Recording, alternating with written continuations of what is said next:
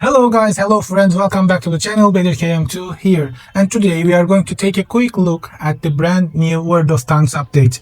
This update is expected to drop in January 2026 and it brings three major features.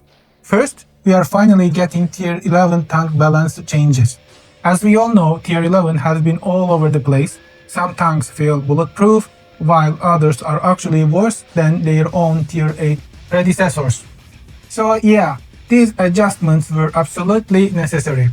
Second, a brand new American medium tank line is coming. And here is that crazy part. This line features tanks with no reload time at all. Sounds wild, right? And the third, we are getting new tier 11 tanks added to the game. So let's jump in and take a closer look at all of this.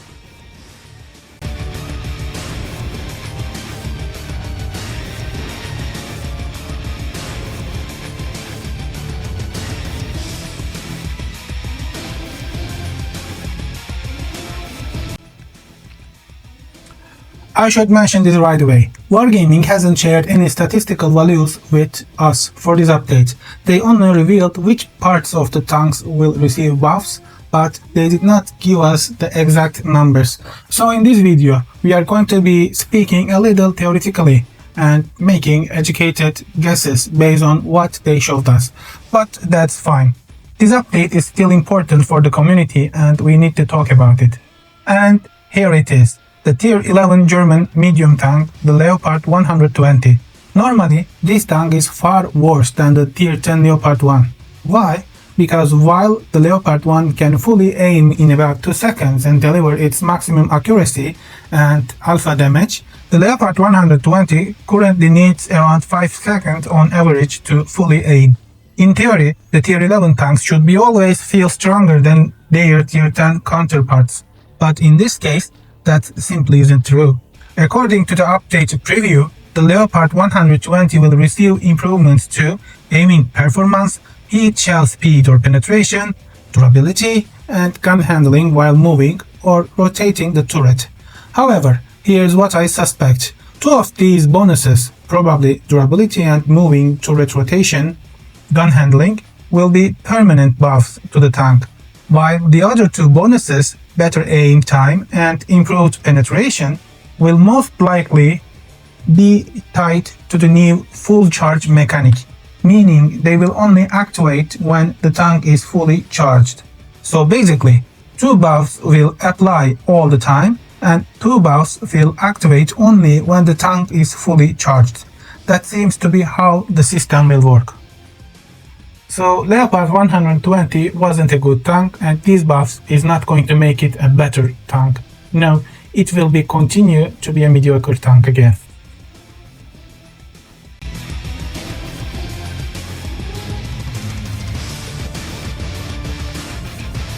The next tank receiving buffs is the tier 11 French medium tank, the ASXX.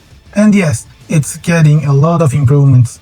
Its reload, hit points, shell velocity, vehicle top speed, gun dispersion while moving, gun dispersion while rotating the turret, and overall gun handling are all being buffed. Right now this tank isn't played nearly as much as the tier 10 Bad Child, but these changes should finally bring it to a much better position. It probably won't become an overpowered tank, but it will definitely rise to a respectable and competitive level. We still don't know the exact numbers of course, but the fact that almost everything is being buffed shows that this tank is clearly moving forward a healthier and stronger place in the meta. The next tank getting buffs is the Chacal. This tank has always been pretty average, and honestly, even with these upcoming buffs, it doesn't look like it's going to become anything crazy, for new buffs are being added. As you know, this vehicle has two modes, sniper mode and speed mode, and based on what they showed us, I think these four buffs will be split between the two modes. The ammo loading buff and the vehicle speed buff will likely belong to the speed mode, and the gun handling buff plus the aiming turret rotation dispersion buff will probably be tied to the sniper mode. So once again, just like the Leopard 120, it seems that these buffs aren't applied to the tank as a whole. They are tied directly to the mods themselves. That's why I don't think the Shakal will suddenly jump into the top tier of the meta.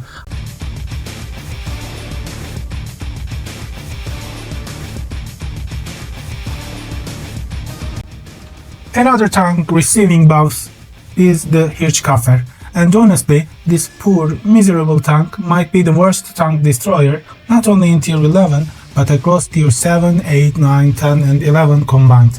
Think about it, you wait 20 or 30 seconds for your gun to heat up, and after all that waiting, your hit is just 800. It's a joke. I mean, even the Grill 15 hits for 750 every 13 or 15 seconds, right? It's a tank most players don't even bother grinding. That's how bad it is. In my opinion, if the Hirschkaffer is fully charged, it should be hitting for 1k damage minimum, and its regular uncharged shoots must be around 600 or 650, because right now your turret barely rotates, your gun handling is terrible, your gun depression is awful, you have no armor, you have no hit points, and after all that suffering, you deal 500 damage. This is sad. This is pitiful. This is actually tragic.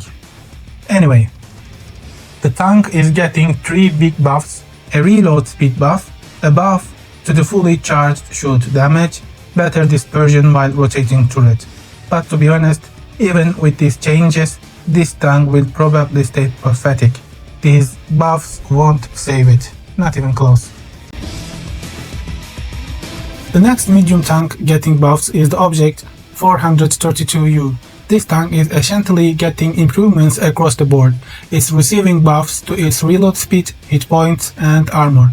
Additionally, the time it takes for the gun barrel to heat up will be reduced, while the amount of time the gun remains in its overheated state will increase. And one big change, the penalty for not firing while the gun is overheated will be removed. In other words, you won't have to just sit and wait for the barrel to cool down anymore if you choose not to shoot.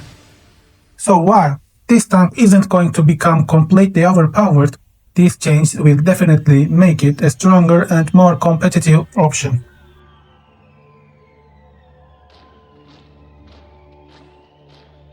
And finally, the last tier 11 tank getting buffs is the STRV-107. Honestly, you could barely even call these buffs because all of them are focused solely on its pillbox mode. In pillbox mode, you get slightly better entry time, a bit more DPM, improved aiming, and a little more penetration. But let's be real, the pillbox mode is just not practical. You can't move, you can't even look around properly. That's why nobody uses it. This mode would only make sense if you had a super slow tank sitting on a long, boring lane where you never have to move. And since it takes 7 or 8 seconds to even enter that mode, you might eat a couple of shoots before you can actually do anything. I mean, what's the point of going from a 5-second reload and 0.22 dispersion down to 4.9 seconds and 0.21 dispersion if you are basically a sitting duck? It is meaningless. I don't think these buffs are going to make a big difference at all. It's just like the tier 10 STRV, exactly the same thing. In fact, if you don't fully upgrade it, it's even worse. If you have nothing better to do, sure, go ahead and grind this tank, but I strongly recommend you just stick to the STRV-103B instead.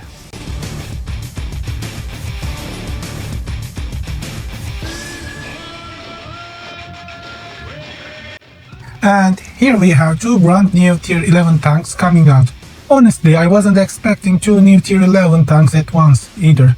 Originally I thought they would release maybe 6 or 10 tier 11 tanks gradually over the course of a year or in 6 months intervals, so there would be a new wave of hype every 6 months. People would get excited, pick their favorite upcoming tanks, and the excitement would be spread out over and over time again. But that's not what happened. Instead, Wargaming seems to be releasing these new tanks in pairs every couple of months. I think that's actually a bad move, because now Everyone is going to rush to grind those same tanks at once. That means at tier 11, you will end up facing the same tanks over and over again.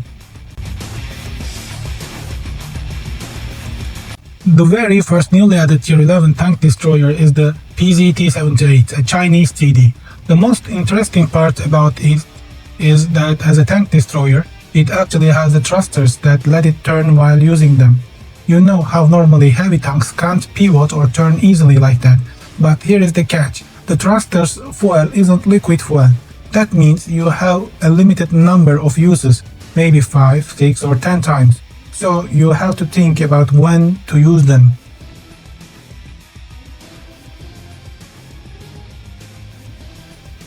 The second new tier 11 tank is the Japanese heavy tank STK-2.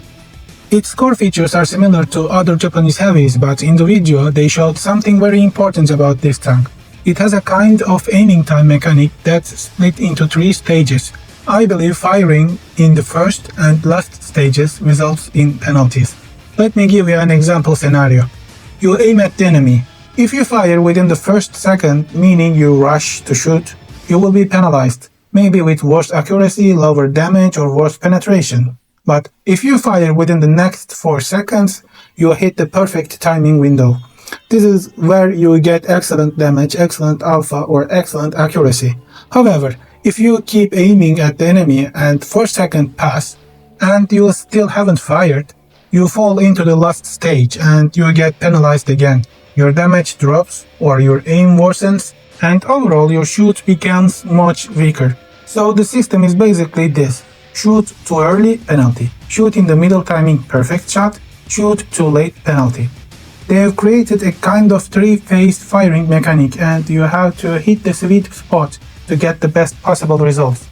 And of course this is my idea and I didn't try these tanks. Our final topic is the new American medium tank line, the RS line. The special thing about these mediums is that they have no reload time at all. I've actually seen this mechanic before in wargamings in development game called Project Cold War, which is now renamed World of Tanks Heat. In that game, there was a tank that looked very similar and also had no reload mechanic. Yes, you can fire shoot one after another with no delay. However, after 6, 10 or 12 shots, your gun overheats and stops firing. The entire concept is built around bursting shoots rapidly. For example, if you wait 3 seconds between each shot, you can achieve incredibly high DPM. But here is the real problem. In actual battles, enemies only peek or expose themselves for very short periods of time. So in those tiny windows, you want to deal as much damage as possible. And that usually forces you to fire rapidly, which quickly overheats your barrel. When the gun overheats, the cooldown time becomes extremely long. If you dump 10 shells back to back, you might end up being out of the fight almost a full minute. That's the whole design of these tanks. So the key is, try not to rush your shoots. Fire every 3 or 5 seconds for maximum DPM and avoid overheating. Also be prepared. Your penetration and damage per shot will be very low. For example, while normal tier 10 medium tanks have around 240 penetration, you will be sitting at around 220, and each shell will deal only 8 or 100 damage. They did an alpha test and I tried this tank in another game. The mechanic works exactly like that. And that wraps it up, guys. We just took a full look at all the upcoming tier 11 changes. The buffs, the new mechanics, the new tanks, and the brand new American RS medium line. Whether these tanks become meta-defining or just small experiments, one thing is clear. 2026 is going to completely change the end game of World of Tanks. I'm really curious to see how these mechanics will play out in real battles. Let me know down in the comments which tier 11 tanks you would like to grind first, or which one you think will shake the meta the most. And as always, if you enjoyed the video, make sure to hit that like button, subscribe for more WOT content, and turn on notifications so you never miss the next breakdown. Thanks for watching, this is BedirKM2, and I'll see you in the next one. Take care and see ya!